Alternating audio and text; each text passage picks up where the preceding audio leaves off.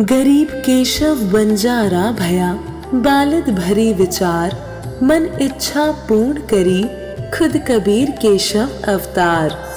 जगत गुरु तत्वदर्शी संत रामपाल जी महाराज जी के सानिध्य में दिव्य धर्म यज्ञ दिवस के उपलक्ष्य में दिनांक 4 से 6 नवंबर 2025 को नेपाल सहित भारत के 13 सतलोक आश्रमों में 3 दिवसीय महासमागम का आयोजन किया जा रहा है। इस पवित्र अवसर पर 3 दिवसीय अखंड पाठ, विशाल भंडारा, विशाल सत्संग समारोह, दहेज मुक्त विवाह व रक्तदान शिविर जैसे कई भव्य कार्यक्रम होंगे, जिसमें निशुल्क नेत्र जांच और दांतों का उपचार किया जाएगा। आप सभी नगर व ग्राम वासियों को इस भव्य और अद्वितीय महासमागम में परिवार सहित सादर आमंत्रित किया जाता है। कृपया आप इस विशाल भंडारे और सत्संग में परिवार सहित पधार कर इस आयोजन की शोभा बढ़ाएं। इस कार्यक्रम का सीधा प्रसारण सतलोक आश्रम श्री धनाना धाम, तहसील गोहाना, जिला सोनीपत, हरियाणा, भारत से 6 नवंबर 2025 को सुबह 7:30 से दा टीवी NRI चैनल, संत रामपाल जी महाराज लाइव सत्संग यूट्यूब चैनल और जगत गुरु संत रामपाल जी महाराज फेसबुक पेज पर भी किया जाएगा। संत रामपाल जी महाराज एक ऐसे महान संत जिन्होंने अपनी सतभक्ति, तत्व ज्ञान, करुणा और सेवा के बल पर समाज में नई मिसाल कायम की है। संत रामपाल जी महाराज की अगुवाई में उनके सभी सतलोक आश्रमों से समाज कल्याण के अद्भुत कार्यों ने समाज को सुनहरे भविष्य की एक नई उम्मीद दिखाई है। संत रामपाल जी महाराज से नाम दीक्षा लेने के बाद लाखों लोगों की लाइलाज बीमारियां जैसे कैंसर, एड्स आदि ठीक हुई। संत जी के ज्ञान से प्रेरित होकर उनके अनुयायियों ने लाखों यूनिट रक्तदान किया। संत जी ने लाखों बहन बेटियों का दहेज मुक्त विवाह करवाया।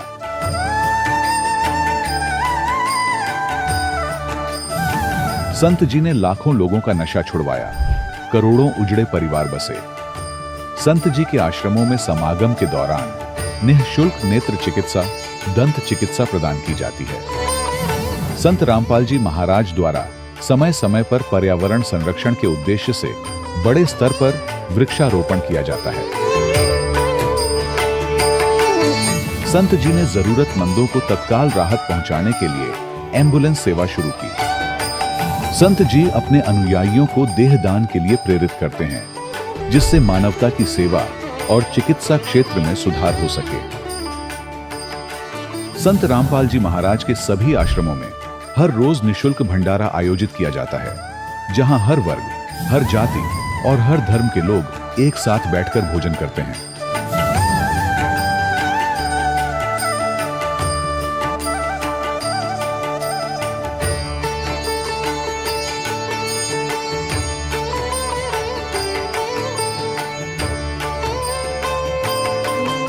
संत रामपाल जी महाराज की अन्नपूर्णा मुहिम ने गरीब और बेसहारा लोगों के जीवन में एक नई ऊर्जा और उम्मीद को जन्म दिया है।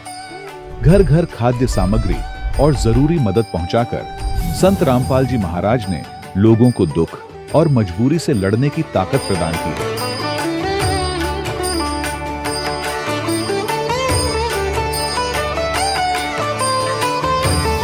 संत रामपाल जी महाराज द्वारा गरीब लोगों के लिए घर बनवाने का अद्भुत कार्य एक ऐसी मिसाल कायम कर रहा है जो सदियों सदियों संत जी की उदारता और दया भावना के तौर पर जाना जाएगा।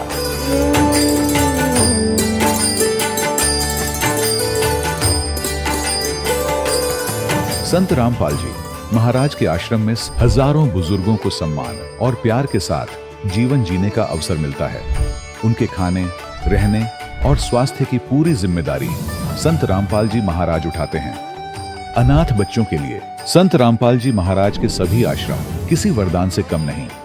यहाँ उन्हें शिक्षा, संस्कार और भविष्य के लिए बेहतर अवसर प्रदान किए जाते हैं। चाहे बाढ़ हो, भूकंप या महामारी, संत रामपाल जी महाराज और उनके अनुयायी हमेशा ही जरूरतमंदों के लिए सबसे आगे खड़े रहते हैं।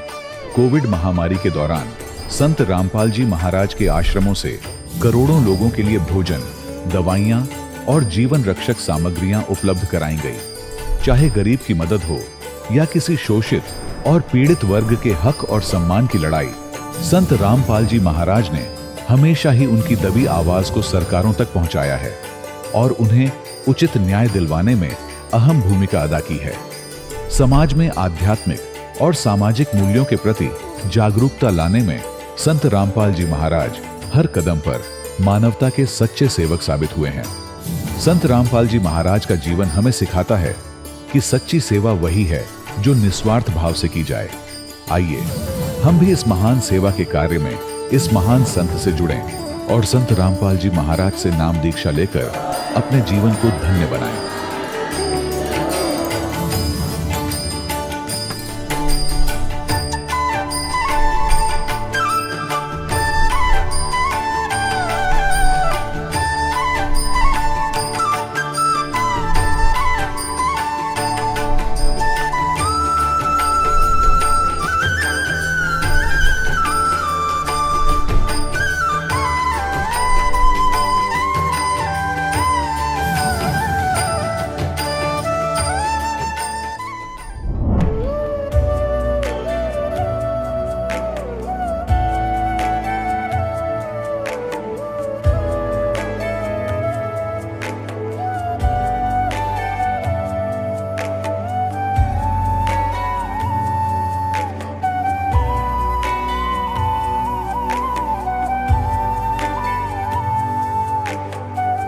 गीता में अर्जुन को स्वयं भगवान कह रहे हैं कि उस परमेश्वर की शरण में जा, उसके लिए उन संतों के पास जा जो तत्वदर्शी हो। इसी प्रकार हजरत मोहम्मद को उनका अल्लाह कह रहा है कि कोई और पूर्ण परमात्मा है, उसको पाने के लिए उन तत्वदर्शी संत की तलाश कर। वो प्रभु कौन है, ये जानने के लिए कृपया अवश्य सुनिए जगत गुरु तत्वदर्शी संत रामपाल जी महाराज के अमृत वचन। सत साहिब दर्शकों, मिलिए कैथल हरियाणा के रहने वाले सुभाष कटकर जी से, जो आर्य समाज से ताल्लुक रखते थे और यज्ञ हवन किया करते थे। परंतु ये सब साधनाएं करते हुए भी सुभाष जी के जीवन में दुख कम नहीं हो रहे थे। इनकी बेटी की बीमारी को लेकर सुभाष जी बहुत परेशान रहते थे। जब आर्य समाज में बताई गई भक्ति और यज्ञ से इन्हें कोई राहत न मिलती दिखाई दी, तब इन्हें तांत्रिकों के पास जाने के अलावा कोई रास्ता दिखाई नहीं दिया। लेकिन अफसोस की बात यह थी कि तांत्रिक भी सुभाष जी को कोई राहत नहीं दे पाए। सुभाष जी का जीवन तब बदला जब इन्हें उस वक्त चल रहे जाट आरक्षण में संत रामपाल जी महाराज को जानने का मौका मिला, उनके ज्ञान को समझने का मौका मिला। सुभाष जी और उनके परिवार को संत रामपाल जी महाराज द्वारा बताई गई शास्त्रोक्त साधना से क्या लाभ मिला, कैसे सुभाष जी का जीवन बदल गया। दर्शकों, अब आइए सुनते हैं सुभाष जी की कहानी उन्हीं की जुबानी। नमस्कार सर। नमस्कार सर। सर क्या नाम है आपका? मेरा नाम सुभाष खटकड़, गाँव नंदकड़ माजरा, जिला कैथल, हरियाणा। सर, संत रामपाल जी महाराज से नाम दीक्षा आपने कब ली? सर मैंने अगस्त 2017 में ली। सर, संत रामपाल जी महाराज से नाम दीक्षा लेने से पहले क्या आप कोई भक्ति साधना भी करते थे? देखिए, मैं वैसे कोई विशेष भक्ति तो करता नहीं था, लेकिन मैं सन 81-82 में गुरुकुल कुरुक्षेत्र में पढ़ता था और वहाँ ये आर्य समाज विचारधारा से गुरुकुल प्रभावित है। वहाँ हम यज्ञ हवन वगैरह जो संस्कृत में होते हैं वो करते थे, और मैं किसी अन्य विचारधारा जैसे देवी माता मसाणी इनको नहीं मानता था। मैं आर्य समाजी विचारधारा से प्रभावित था। लेकिन आगे चल कर जो मेरे घर में एक विकट स्थिति पैदा हो गई थी, उसको लेकर मैं बहुत परेशान रहने लगा। और इसी दौरान मेरी एक लड़की है जो अब +2 में है, वो 8वीं क्लास में पढ़ती थी। उस समय उसके सिर में दर्द रहने लग गया, तो मैं उसको डॉक्टर के पास ले गया। डॉक्टर बोला भाई इसको दवाई दे दिया मैंने, ये ठीक हो जाएगी, लेकिन वो नहीं ठीक हुई। उसके बाद मैं कैथल शहर में ले गया, लेकिन वहाँ भी 3-4 महीने दवाई देने के बाद वो नहीं ठीक हुई, तो मैं उसको पटियाला ले गया। पटियाला जब ले गया तो उसने कहा भाई इसकी नसें कमज़ोर है, तो वहाँ भी मैंने 10-11 महीने उस लड़की को दवाई खिलाई, लेकिन कोई आराम नहीं हुआ। तब घर वाले बोले कि इसके तो कोई और ही दिक्कत है, जिसे ओपरी भी कहा जाता है, माता वगैरह का। लेकिन मैं इन चीज़ों से को नहीं मानता था। मैं कहता था कि चाहे मैं मर जाऊं, लेकिन मैं किसी सियाने के पास नहीं जाऊंगा। ऐसा करते करते वो लड़की की स्थिति और ज़्यादा बिगड़ती गई। जब कहते हैं कि भाई जिस तालाब का पानी नहीं पीना उसकी गारा भी खानी पड़ जाती है, तो ऐसा करते करते मैं सियानों के पास जाने लगा और कई सियानों के पास गया, कम से कम 8-10 सियानों के पास गया, लेकिन वहाँ मेरे को कोई संतुष्टि नहीं मिली। और मेरे भी नज़ला था और मेरे जो घरवाली थी उसको जो कमर में डिस्क प्रॉब्लम है वो थी। एक लड़का मेरा, उसको नज़ला में जो मेरे नज़ला उस लड़के को भी ऐसे ही नज़ला था। लेकिन मैं एक अच्छे परिवार से, खाता पीता परिवार है, लेकिन उसके बाद भी मेरे घर से बीमारी चलती आ रही थी। मैं बहुत दुखी था। ये मेरे को कम से कम जब मैं गुरुकुल में पढ़ता था उसके बाद आने के बाद मेरे को ये नज़ला लग गया था। तो ये मेरे को कम से कम 35 साल इस नज़ले ने मेरे को तंग किया और परिवार भी लगभग सारा ही दवाई खाता था। सर, आपने बताया कि जो भक्ति साधनाएं आप करते थे उनसे आपको कोई लाभ नहीं मिला, तो फिर संत रामपाल जी महाराज की शरण में आप कैसे आए? संत रामपाल जी महाराज की शरण में आने का एक मेरा विचित्र ही ढंग है। मैं कि संत रामपाल जी महाराज की शरण में आ गया। जाट रक्षण चला हुआ था उस टाइम और मैं भी जाट जाति से बिलोंग करता हूँ, तो मैं धरनों पर जाता था। लेकिन मैं ये अपने मन में सोचता था कि भी धरनों में तू क्यों जाता है, इतना रोज़ जाता है, कभी कभार चला जाए कर। लेकिन चल सब जाते हैं तो मैं भी चला जाता था। उसी दौरान संत रामपाल जी महाराज के भगत आए वहाँ, और ऐसे संत रामपाल जी महाराज के 2 भगत हैं ऐसे लाइनों में चल रहे थे और बहुत लंबी कतार थी। और उससे पहले दिन वो बोल के गए थे भाई कल देखो आप ज़्यादा आएंगे कि या संत रामपाल जी महाराज के भगत ज़्यादा आएंगे। तो मैंने देखा ये तो बहुत लंबी कतार है, बहुत लंबी ऐसे चल रहे हैं संत रामपाल जी महाराज के भगत। और मैं उनको देखता रहा और वो नारे लगा रहे थे कि तत्वदर्शी संत रामपाल जी महाराज की जय हो, बंदी छोड़ की जय हो। तो ऐसे हम भी अपने नारे लगा रहे थे जो अपने जातिगत नारे होते हैं। इसी दौरान मैंने उनसे पूछ लिया कि भाई आप कहाँ से हो? तो उन्होंने बोलिया कि लुधियाना, मोगा, बठिंडा।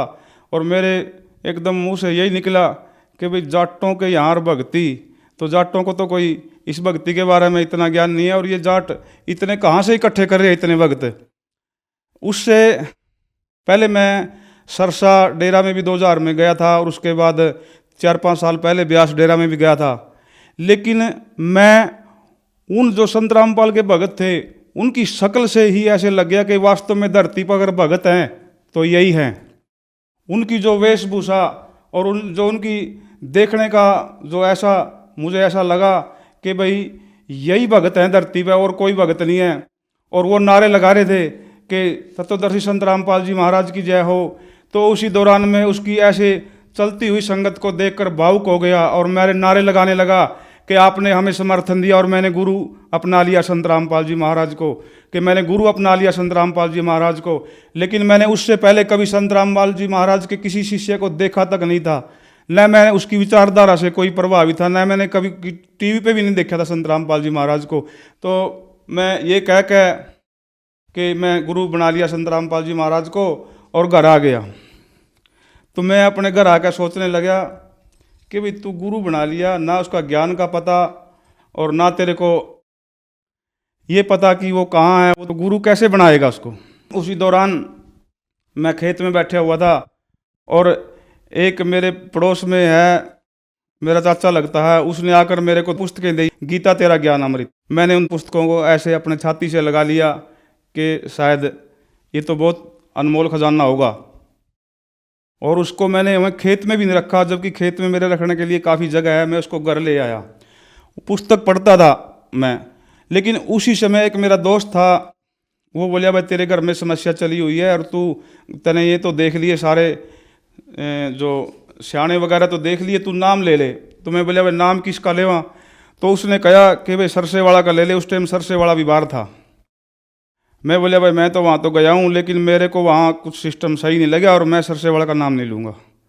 तो फिर बोलिया भाई ब्यास वाले का ले लिया। मैंने कहा उससे भाई ब्यास वाले की मैं पुस्तक पढ़ी है और ब्यास भी मैं 3-4 रह के आया हूँ 3-4 दिन, लेकिन मेरे को वहाँ भी कुछ समझ में नहीं आया कि जो मेरे को उचित लगे। मैं संत रामपाल की पुस्तक पढ़ रहा हूँ और मैं तो भाई संत रामपाल का नाम लूँगा, मेरे को तो यही अच्छा लगता है। तो ऐसा करते करते कई दिन बीत गए, मैं उसके पास जाता और यही चर्चा चलती है हमारी, वे नाम किससे ले। वो मेरा दोस्त ऐसा था कि मैं ज़्यादातर बातें उसकी मानता था, लेकिन इस बात पे मैं उससे समझौता नहीं करना चाहता था। मैंने ज्ञान को चुना और मैं अपने दोस्त से छुपकर और कुरुक्षेत्र नामदान लेने के लिए चला गया। जब मैंने वहाँ से नाम लिया तो मैं घर आ गया और घर आकर मैं भक्ति करने लग गया। मैं अगले दिन ही संत रामपाल जी महाराज से मैं अपनी लड़की को भी नाम दिलवा के ले आया। सर, संत रामपाल जी महाराज से नाम दीक्षा लेने के बाद क्या आपको कोई लाभ भी प्राप्त हुए? उसी दौरान मैं एक दिन बाहर गया हुआ था, तो बाहर गया हुआ था, लड़की को दिक्कत हो गई।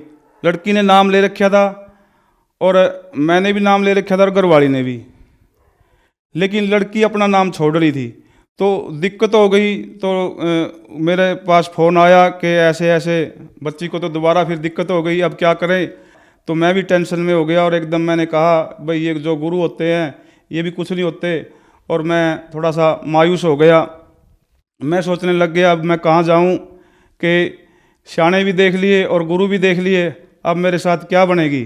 तो मैं ऐसा करते करते वहाँ से जब बाहर गया हुआ था वहाँ से वापस आया, आधे घंटे के बाद मेरे पास दोबारा फ़ोन आया। तो घरवाली बोली कि अब तो लड़की ठीक है। मैं वो कैसे हुई? नु कहा गुड़िया ने नाम तो ले ही रखा था और गुरुजी का जो प्रसाद था मैंने वो प्रसाद दे दिया और जो जलम अमृत होता है वो दे दिया, और उससे अब गुड़िया को राम है।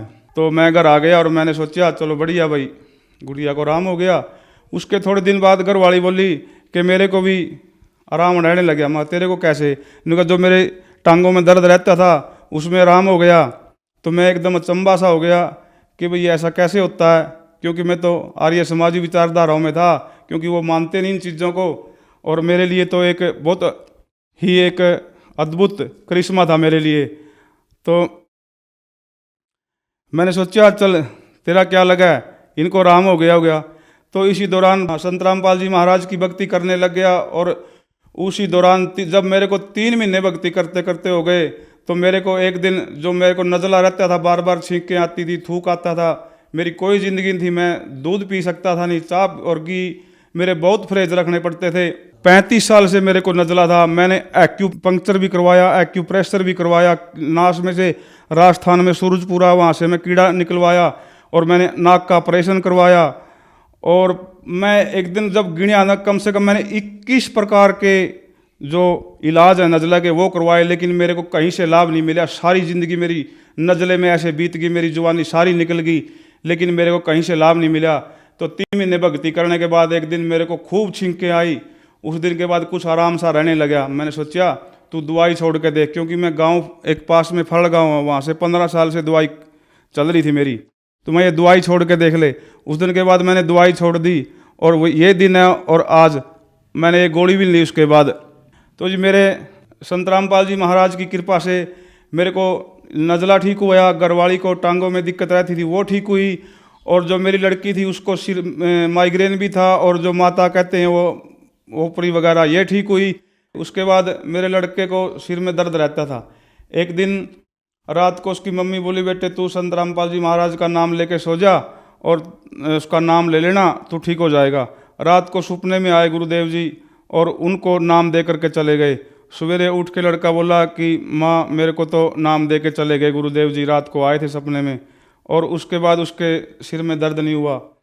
इसी दौरान लगभग मेरे साथ कम से कम 55 भगत आत्माएं संत रामपाल जी महाराज की शरण में आ चुकी हैं। इतनी आत्माएं, तो मैं क्या क्या लाभ गिनाऊं कि भाई संत रामपाल ने बहुत मेरे लिए, तो मैं उसका एहसान कभी नहीं भूल सकता, क्योंकि वो तो धरती पर एक परमात्मा है हमारे लिए। तो सर, संत रामपाल जी महाराज से नाम दीक्षा लेने के बाद आपको बहुत से लाभ मिले, तो जो समाज जन समुदाय आज आपको देख रहा है, आप उन्हें क्या संदेश देना चाहोगे? ये मैं उनसे प्रार्थना करूंगा, संत रामपाल जी महाराज की शरण में कम से कम जो रोगी है वो आ जाओ, संत रामपाल जी महाराज की शरण ग्रहण करो और अपना कल्याण कराओ। सर, संत रामपाल जी महाराज से नाम दीक्षा कैसे ले सकते हैं? संत रामपाल जी महाराज से दीक्षा लेना तो अब बहुत आसान हो गया। अब तो हर डिस्ट्रिक्ट में सेंटर खुले हुए हैं, और जो टीवी में एक पट्टी चली हुई है उस पर देख के भी आप नामदान ग्रहण कर सकते हैं। धन्यवाद सर। सत साहिब। दर्शकों, अभी आपने सुने संत रामपाल जी महाराज से दीक्षा प्राप्त करके सुखी हुए भक्त के अनुभव। अब देखिए जगत गुरु तत्वदर्शी संत रामपाल जी महाराज के मंगल प्रवचन। राम रमी करी, नमस्कार हुआ, कुशल मंगल पूछा तो शारदा ने अपना सारा दुखड़ा रोया कि मैं बहुत दुखी हूं, बहुत बुरा हाल है मेरा, मैं तो अंतिम सांस गिन रही हूं। तब उस ब्राह्मण ने कहा कि आप हमारे गुरुजी से दीक्षा ले लो, आप स्वस्थ हो जाओगे। और मेरी हालत का आपको पता ही है, क्या स्थिति थी मेरी। हाँ, आपकी तो बहुत बुरा हाल था, सारा परिवार दुखी था। और आप कैसे स्वस्थ हुए कि हम परमात्मा आए हैं पृथ्वी पर। शारदा तेरा यकीन होइयो चाहे ना होइयो। और हमारी जो दुर्दशा थी देखने जोगी थी, रिश्तेदार भी नफरत करने लग गए थे।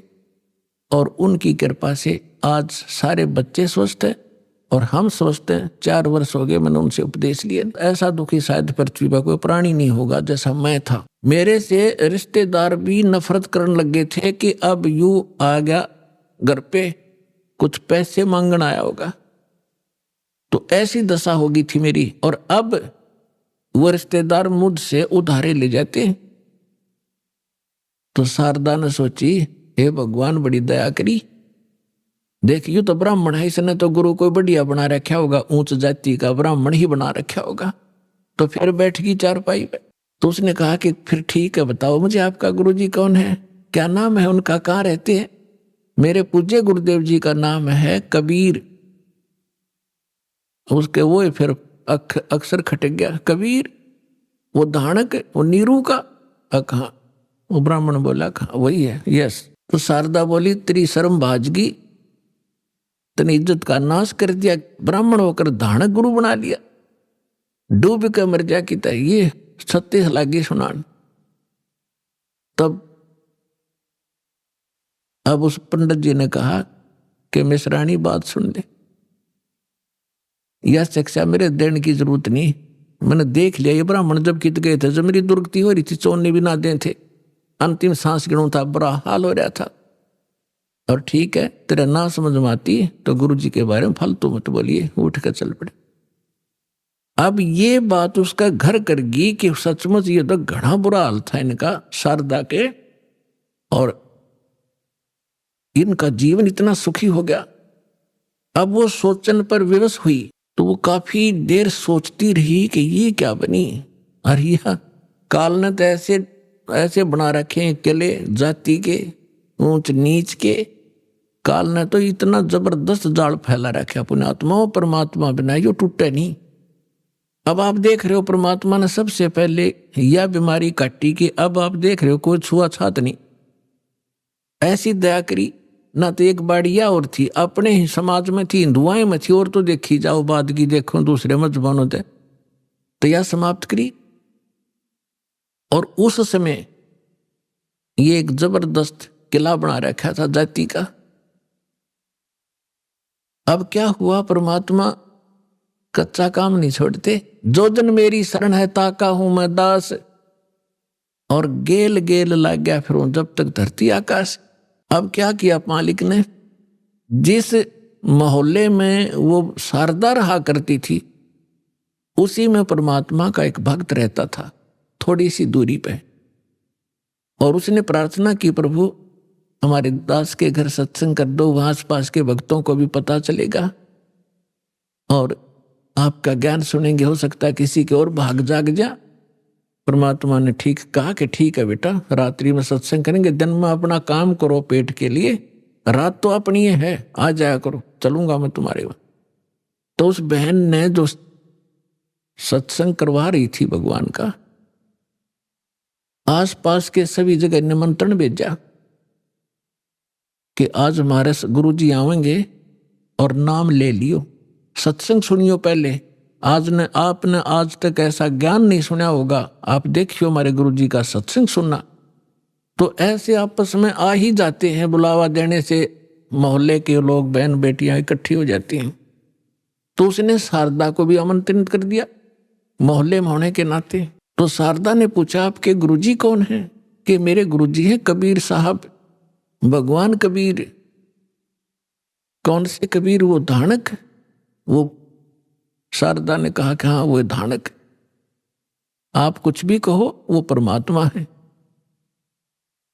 अब शारदा ने के स्कीम बनाई कि भी ऐसे जाऊंगी तो बात बिगड़ेगी, लोग हंसी करेंगे। एक ब्राह्मणी होकर दानक से दीक्षा लेने चल पड़ी और उधर से दुख का पहाड़ टूट रहा। तो उसने अपने ही मन में एक ऐसा विचार किया कि मैं जाऊंगी जरूर, सुना है का आशीर्वाद लेने मात्र से सुख भी हो जाता है। यदि मैं सुखी होगी, मेरा यो दुख दूर हो गया उनके आशीर्वाद से, मैं वहीं चरण पकड़ लूंगी, फिर कति नहीं लोक लाज करूं। अब परमात्मा कहते करे करावे साइया, मन में लहर उठा, दादू सदर जीव के वो आप बगल हो जाए। तो पहले रात्रि का समय था, पहले एक जोत जलाया करते देसी घी की, वही तो हवन का काम कराया करती और वही रोशनी का वहां चानना उसी से बनाया करते थे। एक जोत जला रखी देसी घी की, उससे आंगन में थोड़ा सा टमटमाती सी रोशनी थी। अब सभी बहन भाई आ रहे थे, एक साइड बहन बैठ रही थी, एक साइड भक्त बैठ रहे थे, बीच में रास्ता था, सामने भगवान बैठे थे आसन पर। अब शारदा आई, मुंह पर घूंघट काट के। उसने ये सोचा था कि ऐसा घूंघट काट के औरतों में जाकर बैठ जाऊंगी, प्रणाम कर जैसे वो क्रिया करेंगे और मुझे कोई पहचानेगा नहीं। अब जो ही सभी बहन आ रही थी, भगवान के चरण ले रही थी और बैठती जा रही थी।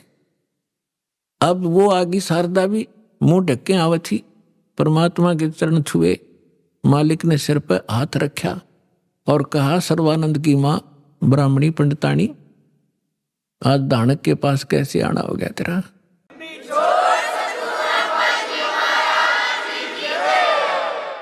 और परमात्मा ने हाथ रख के उठाया भी नहीं था, उसका सारा रोग, जो कष्ट था, जो संकट था, वो कति स्वस्थ होगी जैसे दुख कदे था ही नहीं।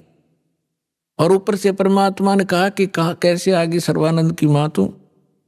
एक दानक से क्या कहेंगे तेरे को, जो पंडित लोग जात से घेरेंगे।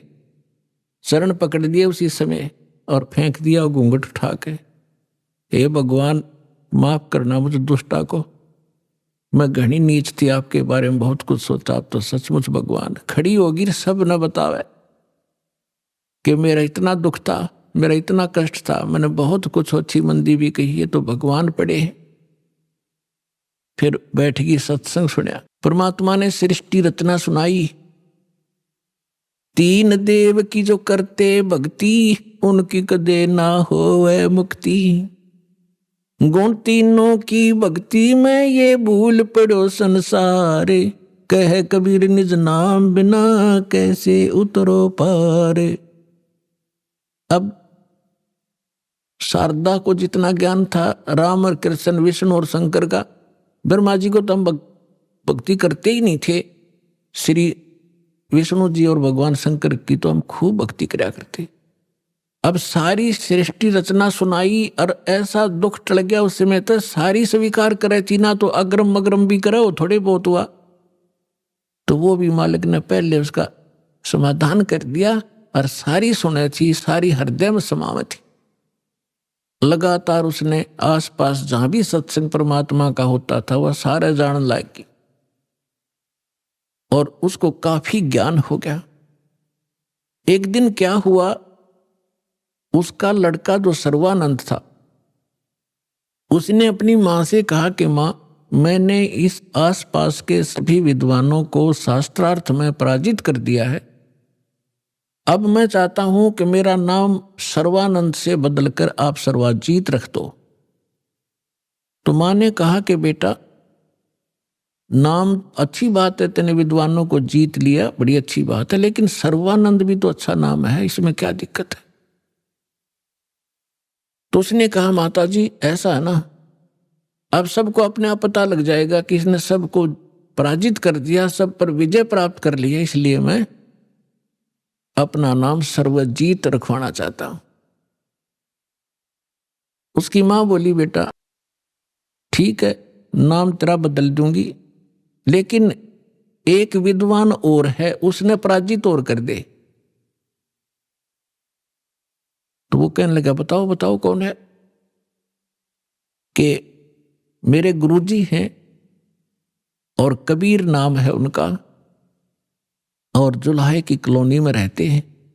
कहने लगे, वो अच्छा, फिर अकमाता आपने बड़ा विद्वान खोजा, उसको संस्कृत भी ना आती, वो क्या जाने सदग्रंथों के बारे में।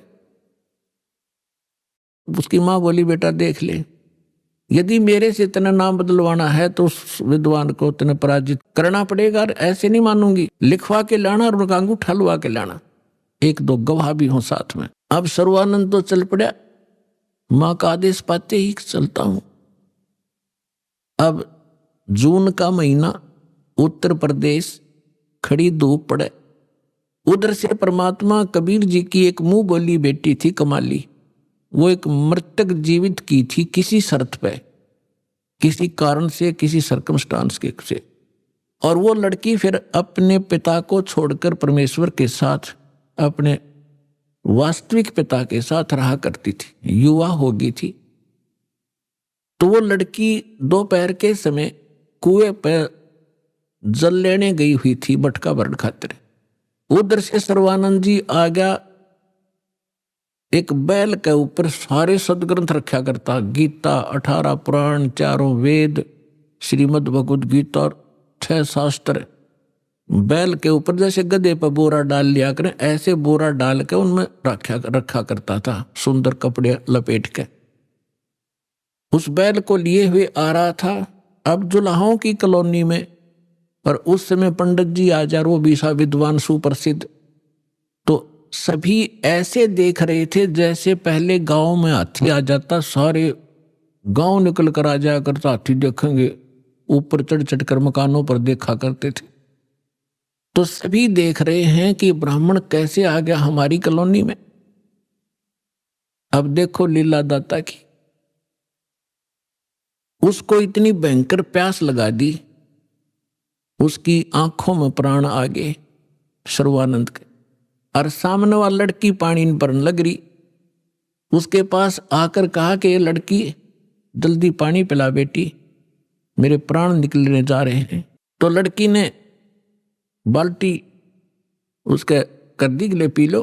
करमंडल ले रहा था, उसमें डालकर गट गट पी लिया। अब उसने देखा कोई देख तो नहीं रहा तुझे, कितने दानकों के जुलाहों की कॉलोनी कुएं का पानी पी लिया। सब देख रहे थे, सब चारों तरफ देख रहे थे। तो उसने अपनी इज्जत बचाने के लिए लड़की को डांटा कि लड़की ये किस जाति का कुआं है। तो लड़की ने कहा, जी दानकों की कॉलोनी में तो दानकों का कुआं हुआ कर, ब्राह्मणों का नहीं हो सकता। ये तूने पहले क्यों नहीं बताया मुझे?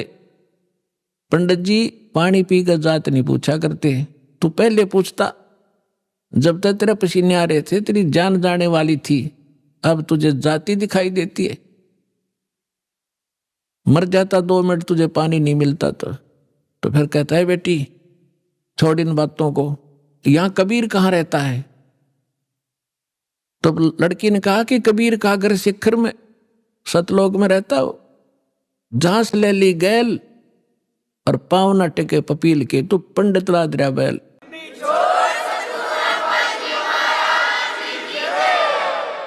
लड़की ने कहा कि तुझे कबीर चाहिए, वो कबीर सतलोक में रहता है, गगन में, और जहां तक चिट्टी का पैर नहीं टिक सकता, तू इन पोथियों से जाएगा वहां कबीर से मिलने।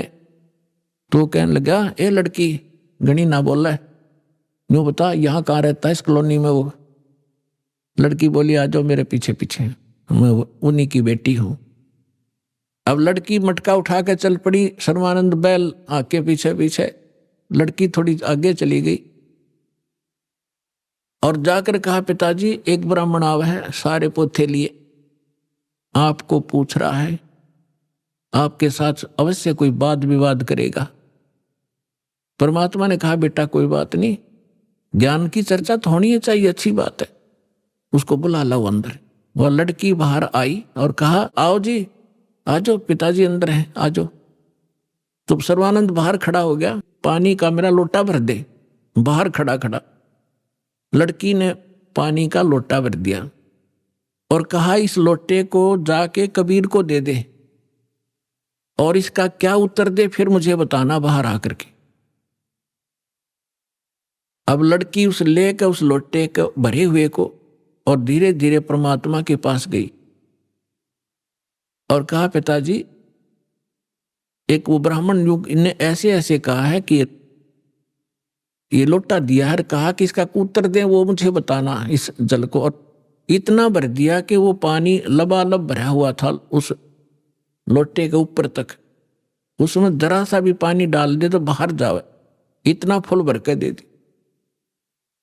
परमात्मा बोला ठीक से बेटी। परमेश्वर ने एक बड़ी सुई थी, वह सुई उठा कर लोहे की और उस लोटे में डाल दी, कुछ पानी बाहर निकल गया और कहा जा सर्वानंद को दे दे बेटा। वह लड़की वापस आई धीरे धीरे। अकलो पंडित जी, सर्वानंद ने पूछा क्या उत्तर दिया तेरे पिता ने? कि बोले कुछ नहीं, इसमें एक सुई डाल दी। और आप पूछ लो इन्होंने क्या क्या मतलब है इसका। तो अंदर आया सर्वानंद। सर्वानंद ने पूछा कि कबीर आपने मेरे प्रश्न का क्या उत्तर दिया? परमेश्वर ने पूछा आपका प्रश्न क्या था? मेरा प्रश्न ये था, ये संकेत था, इस पानी के लोटे को फुल भर के आपको पास इसलिए भेजा था कि मैं ज्ञान से परिपूर्ण हूं और मैंने सभी आसपास के विद्वानों को पराजित कर दिया है। मैंने अपनी मां से सर्वजीत नाम रखवाना है और उसने ये शर्त रखी है कि मैं आपसे शास्त्रार्थ करूं और आपको विजय पाऊं आपसे, तब वो मेरा नाम रखेगी। मैंने आपको ये संकेत दिया है कि मैं ज्ञान से ऐसे फुल हूं जैसे लोटा फुल था। यदि मुझे कोई ज्ञान शिक्षा देगा तो मेरे अंदर समाएगा नहीं, वो इस लोटे में अगर कोई और जल डालेगा वो बाहर ही जाएगा, इसमें जगह नहीं। अब आप बताओ आपका क्या उत्तर था? परमात्मा बोले मैंने इसमें एक लोहे की सुई डाली है। मेरा ये संकेत है कि मेरा ऐसा ज्ञान है, जबर ऐसा भारी ज्ञान है, ऐसा गुरु ज्ञान है कि जैसे मेरी सुई तेरी लोटे की तली में जाकर टिकेगी और तेरा पानी बाहर निकल गया। ये मेरा ज्ञान ऐसा तेरे थोथे ज्ञान में बाहर फेंक देगा, ठाके तेरे हृदय में समा जाएगा।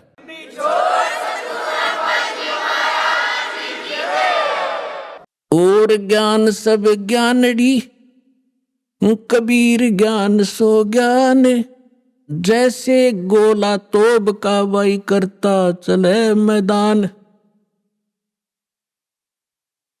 अब सर्वानंद ने कहा कि ठीक है आप करो शास्त्रार्थ। उसी समय वहां आसपास के जुलाहे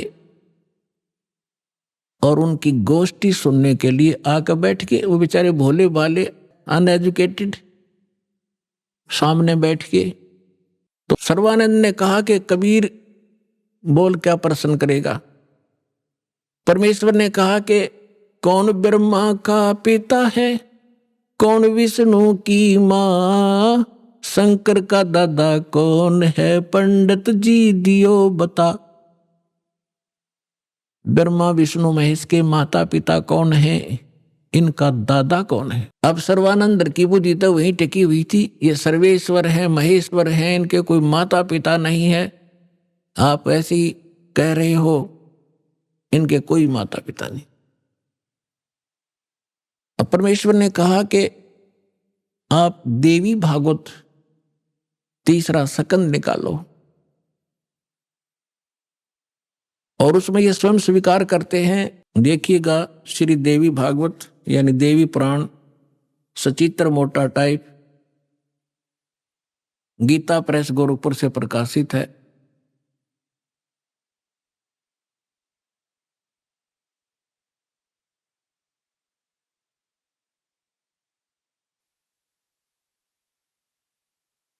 संपादक है हनुमान प्रसाद पोदार, चिमनलाल गोस्वामी।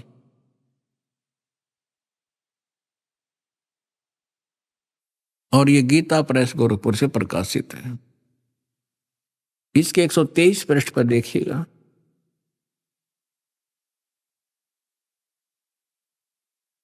3 स्कंद। विष्णु भगवान विष्णु जी अपनी माता दुर्गा की स्तुति करते हुए कहते हैं, तुम शुद्ध स्वरूपा हो, ये सारा संसार तुम इसे उद्भासित हो रहा है। मैं ब्रह्मा और शंकर हम सभी तुम्हारी कृपा से विद्यमान हैं। हमारा तो आविर्भाव माने जन्म और तिरोभाव माने मृत्यु हुआ करता है। हमारा तो जन्म मृत्यु होता है। केवल तुम ही नित्य हो, जगत जननी हो, प्रकृति और सनातनी देवी हो।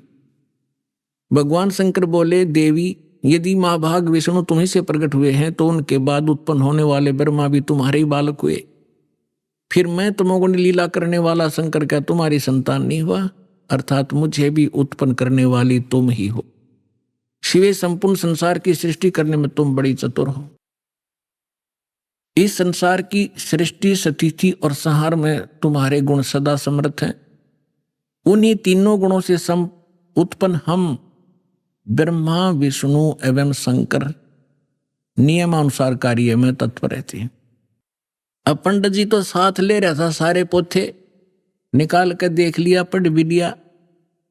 उसको मालूम था कि सामने जो श्रोता है ये सब अशिक्षित, और कह दिया कि झूठ बोलता है, इसमें कुछ नहीं है। परमेश्वर ने कहा कि रुद्र संहिता के अंदर देखिएगा, ब्रह्मा, विष्णु और शिव जी की उत्पत्ति दिखाते हैं आपको, आप देखिएगा। तो उसने देखा जो मालिक ने बताया। अब आप देखिए पुण्यात्मा, क्यों अभी तक ये सारा वर्बली बकवाद चल रही थी। अब दास ने जब इस मिशन को स्टार्ट किया तो आम भक्त हमारे भक्तों से कहता था, वो कैसा टीचर है, पुस्तक पढ़ पढ़ के सुनाता है, अपना अनुभव बताना चाहिए। अरे सदग्रंथों से अलग जो अनुभव अपना बताता है वो शास्त्र विरुद्ध है, वो बिल्कुल यूजलेस है। ये हमारा सिलेबस है।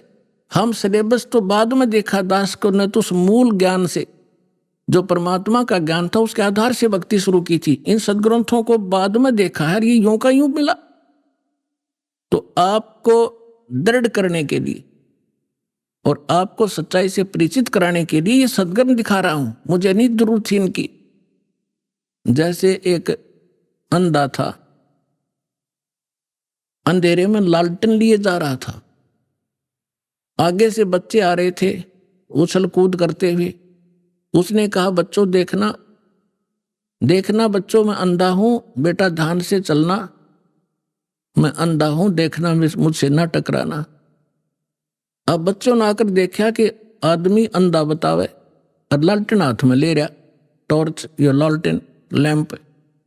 उन्होंने चारों तरफ से घेर के कहा, बाबा सचमुच आप अंधे हो? कहा बेटा अंधा हूं मैं। फिर लालटेन किस लिए ले रखी है? कि तुम आंखों वालों के लिए, कहीं मेरे से टकरा कर वो डेग दे ना तोड़ दो। आपके लिए है, ताकि इस रोशनी में तुम्हें पता लग जाए कोई बूढ़ा व्यक्ति आ रहा है, साइड से निकल जाओ, मुझसे टकराओ नहीं, मैं अपने इसलिए आपके लिए हुए हूं। तो दास तो इस ज्ञान को पहले सुना रहा था। सन 1994 से लेकर सन 2000 तक वर्बली जो मालिक ने ज्ञान दिया था यही सुना रहा था। ये ब्रह्मा विष्णु महेश नासवान है, इनकी जन्म मृत्यु होती है। ये इष्ट रूप में पूज्य नहीं है, लेकिन अनादरणीय नहीं है। लेकिन दास के सामने ये समस्या थी कि इस बात को, दास की वर्बली इस कहानी को कोई नहीं सुनेगा हिंदू, और विरोध खूब होगा। तो अर्ज करी थी दाता ने कि आपका ज्ञान सत्य है दाता, कभी गलत नहीं हो सकता। यदि इन सदग्रंथों में मिल जावे, वेद गीता और पुराणों में, तो आपके बच्चे आपको पहचानने में देर नहीं लाओगे। ऐसी प्रेरणा की परमात्मा ने 2001 में गीता उठा के देखी, जो का तू ज्ञान पाया। क्योंकि परमात्मा ने कहा था अपनी वाणी में कि वेद मेरा भेद है, मैं ना मिलूं वेदन के माही, पर जौन वेद से मैं मिलूं वो वेद जानते नहीं। तो इसके आधार से जब सब सदग्रंथ देखे तो जो का तो ज्ञान मिला। ओए होए, 3 देव की जो करते भक्ति, उनकी कदे ना होवे मुक्ति। और परमात्मा कहा करते, धर्मदास ये जग बोराना, कोई न जाने पद निर्वाणा। यही कारण मैं कथा पसारा, जग से कोई ये एक राम नियारा। अब मैं तुमसे कहूँ चिताई, त्रिदेवन की उत्पत्ति भाई। माँ अष्टंगी पिता निरंजन, ये जमदारुण वंशन अंजन। 3 पुत्र अष्टंगी जाए, ब्रह्मा विष्णु शिव नाम धराए। 600 वर्ष पहले भगवान उस सूक्ष्म वेद में ये अमृत ज्ञान बता गए थे। लेकिन उस समय इतना विरोध किया था इन नकली संतों मंडलेश्वरों ने, परमात्मा के साथ कहर तोले थे। वो सारी लीला धीरे धीरे सुनाएंगे आप। आज वही ज्ञान हमारे पुराण बता रहे हैं कि ब्रह्मा विष्णु महेश के माता पिता हैं, दुर्गा इनकी माता है, ये ज्योत स्वरूपी निरंजन ये काल इनका पिता है। और ये भगवान 600 वर्ष पहले बताया करते, क्योंकि वो तो दादा है इनके। दादा तो बाप की भी डेट ऑफ बर्थ बता और पोत्या की भी बता दे, तो पहले बता कर जा रहे थे। अरे नकलियान हमारे तक सारा अज्ञान भर रखा था। आप देखिएगा शिव पुराण,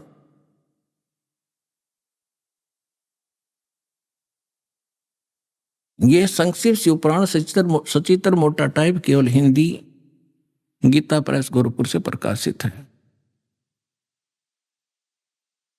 इसके संपादक कौन है?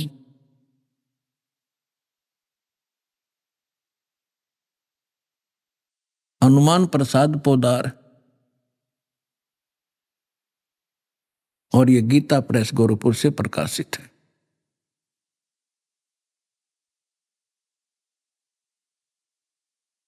ये देखिएगा, ये है रुद्र संहिता, और यहां अध्याय नंबर 5 हम यहां पर पढ़ेंगे थोड़ा सा। अपने पुत्र नारद की यह बात सुनकर लोक पितामह ब्रह्मा वहां इस प्रकार बोले। हमने 98 से प्रारंभ किया है, 98 से 98 से। अब हम 99 पर पढ़ देंगे, 99 पर। नारद जी ने ब्रह्मा जी से पूछा था। ब्रह्मा जी कहने लगे, ब्रह्मा जी ने कहा, ब्रह्मन देव शिरोमणे, तुम सदा समस्त जगत के उपकार में लगे रहते हो। तुमने लोगों के हित की कामना से बहुत उत्तम बात पूछी है। जिसमें समस्त चराचर जगत नष्ट हो गया था, सर्वत्र केवल अंधकार ही अंधकार था, न सूर्य दिखाई देता था न चंद्रमा, अन्य ग्रहों का भी और नक्षत्रों का भी पता नहीं था। उस समय तत् सत ब्रह्म, इस श्रुति में जो सत सुना जाता है एकमात्र वही शेष था। अब हम 100 पृष्ठ पर आगे अपने काम की बात पढ़ेंगे। शिव महापुराण रुद्र संहिता हम पढ़ रहे हैं। जिस परब्रह्म के विषय में ज्ञान और अज्ञान से पूर्ण, यानी कुछ साची कुछ झूठी उक्तियों द्वारा इस प्रकार विकल्प किए जाते हैं, उसने कुछ काल के बाद सृष्टि का समय आने पर द्वितीय की इच्छा प्रकट की। उसके भीतर एक से अनेक होने का संकल्प उदित हुआ। तब उस निराकार परमात्मा ने अपनी लीला शक्ति से अपने लिए मूर्ति यानी आकार की कल्पना की। वो क्या बना? जो मूर्ति रहित परम ब्रह्म है उसकी मूर्ति ये भगवान सदाशिव हैं। अर्वाचीन और प्राचीन विद्वान इन्हीं को ईश्वर कहते हैं। अपने आत्माओं, ये कौन है? सदाशिव ये काल है, और ये इसने प्रतिज्ञा कर रखी है कि मैं कभी किसी के सामने अपने काल रूप में, ओरिजिनल रूप में नहीं आऊंगा। जो श्री कृष्ण के अंदर से निकलकर इसने अर्जुन को दिखाया था भयंकर रूप, वो है इसका असली रूप। तो ये क्या करता है? अपने पुत्र किसी को ब्रह्मा के रूप में दर्शन देता है, किसी को शिव के रूप में, किसी को विष्णु के रूप में। तो यहां इस काल के विषय में ब्रह्मा जानकार नहीं है। ये कौन है? कहते वो निराकार था, फिर साकार बन गया सदाशिव। अभी आपने सुने संत रामपाल जी महाराज के मंगल प्रवचन। आइए अब सुनते हैं संत रामपाल जी महाराज से नाम दीक्षा लेकर सतभक्ति करके अद्भुत लाभ प्राप्त करने वाले अनुयायी के विचार। दर्शकों, आज आपको रामकृष्ण जी का अनुभव सुनाते हैं, जो अहमदनगर महाराष्ट्र के निवासी हैं। रामकृष्ण जी एक सेवानिवृत्त पुलिस अधिकारी हैं और ये 15 साल से राम परमहंस द्वारा स्थापित बेलूर मठ कलकत्ता से जुड़े हुए थे।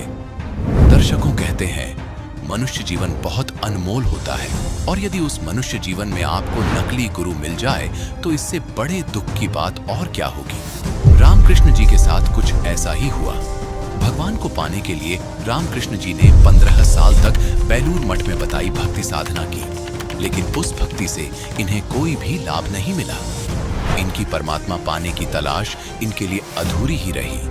लेकिन इनके जीवन में परिवर्तन तब आया जब इन्हें ज्ञान गंगा नामक पुस्तक मिली। ज्ञान गंगा पुस्तक पढ़ने के बाद रामकृष्ण जी के पैरों के नीचे की जमीन खिसक गई, क्योंकि जो भक्ति साधना ये कर रहे थे वो शास्त्र विरुद्ध थी। रामकृष्ण जी का कहना है कि ज्ञान गंगा में उन्हें शास्त्रों के वो गूढ़ रहस्य मिले जिनकी तलाश हर मनुष्य को है।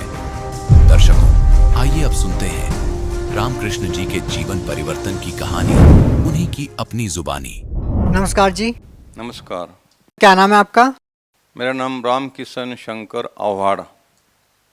कहाँ से आए सर आप? हम अहमदनगर महाराष्ट्र से आए हैं। क्या करते हैं जी आप? हम अभी रिटायर जॉब करते हैं। रिटायर। किस पद से रिटायर्ड हुए हैं सर आप? हम एडिशनल एसपी थे anti corruption department Nashik range में। सर कहाँ कहाँ पे पोस्टिंग हुई है आपकी? हमारी पोस्टिंग नासिक, नगर, धुला, जलगांव, नंदुरबार, बम्बई, ऐसे महाराष्ट्र के अलग अलग जिले में हो गया। संत रामपाल जी महाराज जी से कब जुड़े? हम सितंबर 2011 को संत रामपाल महाराज से जुड़े। संत रामपाल जी महाराज जी से जुड़ने का कोई कारण? कारण यह था कि हम पंढरपुर में जा रहे थे, पैदल हम पंढरपुर वारी किया और आते वक्त एक संत रामपाल महाराज की शिष्या थी, वो करमाड़ा गांव में मिली और उससे हम ज्ञान गंगा लिया और ज्ञान गंगा पढ़ने के बाद और संत रामपाल महाराज से जुड़े। सर इससे पहले हम आपसे ये पूछना चाहेंगे कि संत रामपाल जी महाराज जी से नाम दीक्षा लेने से पहले आप क्या भक्ति साधना करते थे? हमने बहुत भक्ति की, प्रवचन किया, कीर्तन किया, भजन किया और बेलूर मठ जो कलकत्ता है, रामकृष्ण परमहंस का जो विवेकानंद पंथ चला है उसमें, वहाँ से भी हमने दीक्षा लिया और वो भक्ति हमने 15 साल किया। ऐसी अलग अलग हम सब जगह घूमे, चारिधाम किया, पूरा इंडिया परमात्मा के लिए घूम गए। ऐसी देवी देवताओं की भक्ति किया, चारों धाम किया। सर आप एडिशनल एसपी रहे हैं और आप पुलिस डिपार्टमेंट में रहे हैं, तो स्वाभाविक है कि आप काफ़ी खोजबीन करके ही आप संत रामपाल जी महाराज जी से जुड़े होंगे। तो हम आपसे जानना चाहेंगे कि ऐसी कौन सी बातें आपको लगी जिन बातों ने आपको प्रभावित किया कि आपको संत रामपाल जी महाराज जी से नाम दीक्षा लेनी चाहिए? हमने बहुत स्टडी किया, आध्यात्मिक स्टडी। हम गीता जी पढ़ी, ज्ञानेश्वरी पढ़ी और वेदांत के ऊपर जो ग्रंथ है वो भी पढ़ लिया और हमको वो सिखाया भी। हमका जो गुरु मिले उनसे हमने वो सब ग्रंथ सिखाए। लेकिन वो ग्रंथ पढ़ने के बाद जो तकलीफ होती थी, जो प्रारब्ध था, वो हमको प्रारब्ध चेंज नहीं हो रहा था।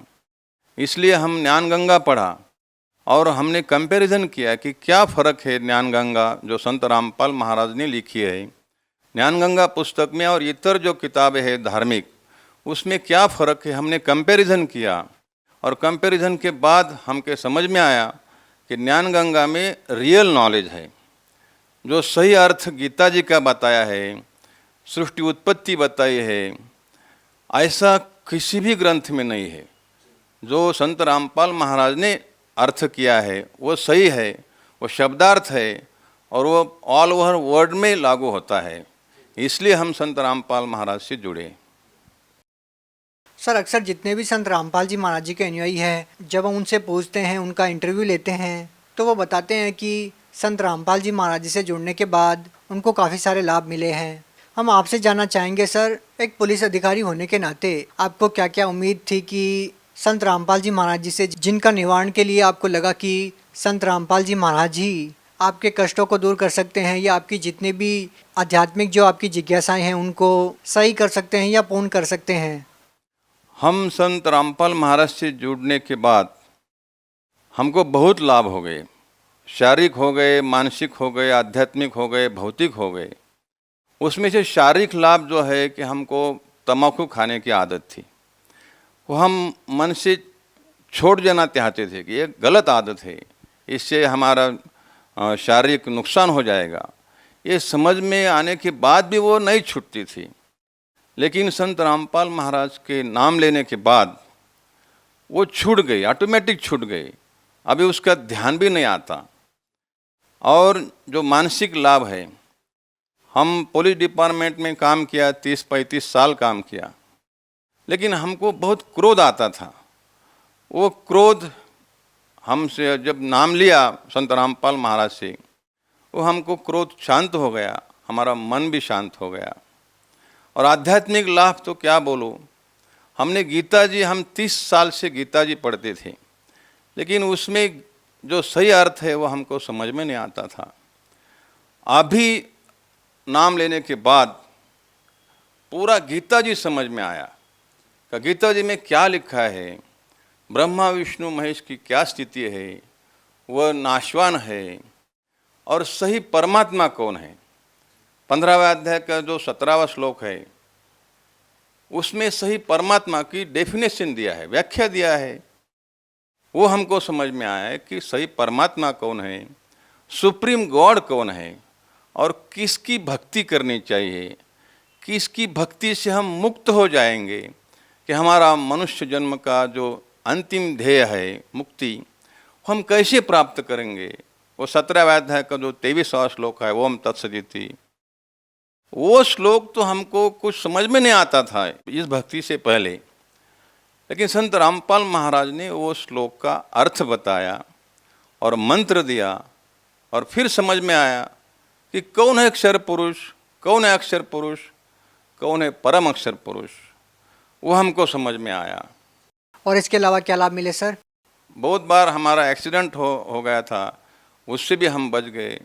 हमारी कार को भी बहुत गाड़ी ने ठुकराया, उससे हम बच गए।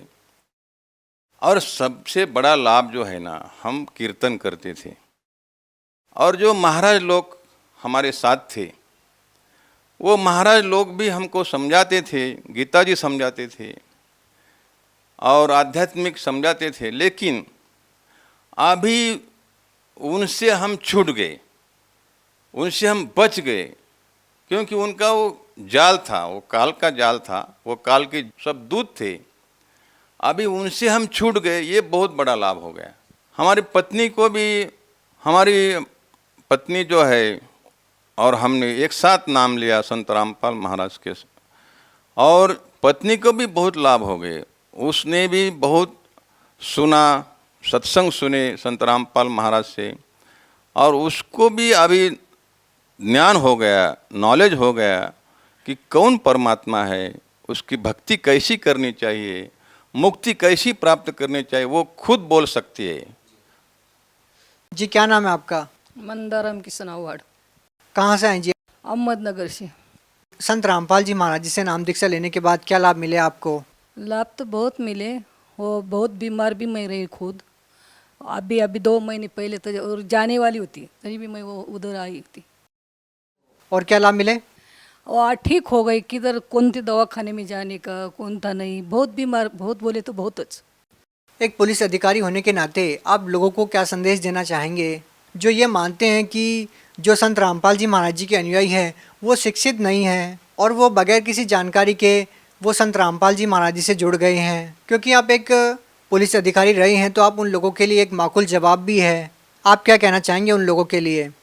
मैं संदेश तो नहीं दे सकता, लेकिन सब अपने भाइयों को, अपनी बहनों को, जो भी वर्ल्ड में हिंदू, मुस्लिम, सिख, ईसाई सब लोग हैं, उनको मैं विनती करता हूँ कि मनुष्य जीवन दुर्लभ है, मिले न बारंबार, जैसे तरवर से पत्ता टूट गया, बोहर न लगता डार।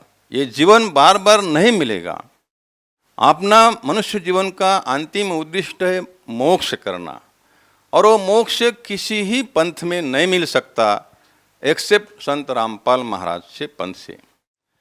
सर आप महाराष्ट्र में रहते हैं, आपसे एक अंतिम सवाल ये है कि आप इतनी दूर संत रामपाल जी महाराज जी से जुड़े, आपको लगता है कि संत रामपाल जी महाराज जी के अलावा यदि किसी और संत से जुड़ते तब भी आपको आध्यात्मिक लाभ मिलते? अगर आपको ऐसा नहीं लगता है तो क्या कारण है कि आपको नहीं लगता कि संत रामपाल जी महाराज जी के अलावा अन्य कोई भी संत ऐसा नहीं है जो आपको ऐसा ज्ञान दे सके, या आपको वो बातें बता सके, आपको आध्यात्मिक लाभ दे सके जो शास्त्रों में संत रामपाल जी महाराज ने आपको बताया? बाकी जो संत बोलते हैं वो खुद संत पदवी के लायक नहीं है। जैसे गीता जी अध्याय 15 है, उसमें 1 से 4 श्लोक में तत्वदर्शी संत की डेफिनेशन दिया है कि जो वेदों को जानता है, जो संसार वृक्ष को जानता है, उसका वर्णन करता है, वो तत्वदर्शी संत है। महाराष्ट्र में एक भी तत्वदर्शी संत नहीं है। हम बहुत संत के पास गए, बहुत घूमे, उनके कीर्तन प्रवचन सुने, लेकिन एक भी संत नहीं है तत्वदर्शी। क्यों नहीं है? कि वो जो भक्ति बताते हैं वो भक्ति से किसी को लाभ भी नहीं होता, और वो जो भक्ति बताते हैं वो शास्त्र अनुकूल नहीं है, यानी वो शास्त्र के विरुद्ध है। और गीता जी अध्याय 16 का 23वां श्लोक बोलता है, ये शास्त्र विसृमुष्य वर्तते कामकारतः न सिद्धिम आपनोति न सुखम न पराम गतिम। जो शास्त्र विरुद्ध भक्ति करते उसको सुख नहीं मिलेगा, परम गति नहीं मिलेगी, और उसको मोक्ष कभी नहीं मिलेगा। जी धन्यवाद। धन्यवाद।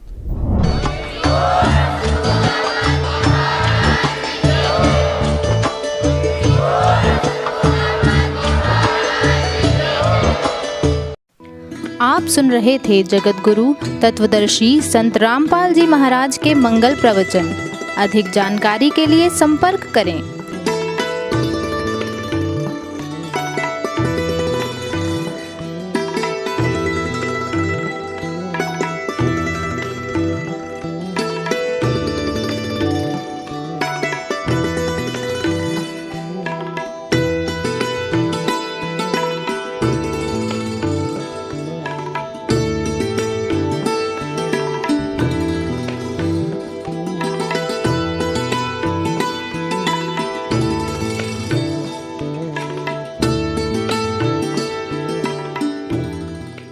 जगत गुरु तत्वदर्शी संत रामपाल जी महाराज जी के पावन सानिध्य में भक्ति की अलख जगाने तथा श्रद्धालुओं को सत्य भक्ति मार्ग का रास्ता दिखाने हेतु कनाडा के लोकप्रिय channel the TV NRI channel पर जगत गुरु तत्वदर्शी संत रामपाल जी महाराज जी के मंगल प्रवचनों का प्रसारण प्रतिदिन सुबह 7:30 बजे से 8:30 बजे तक तथा रात्रि 7:30 बजे से 8:30 बजे तक किया जा रहा है। इस सत्य भक्ति मार्ग को अपनाने के लिए अधिक से अधिक सत्संग प्रसारण देखें। इस सत्संग प्रवचन का सीधा प्रसारण संत रामपाल जी महाराज लाइव सत्संग YouTube चैनल और जगत गुरु संत रामपाल जी महाराज फेसबुक पेज पर भी देख सकते हैं।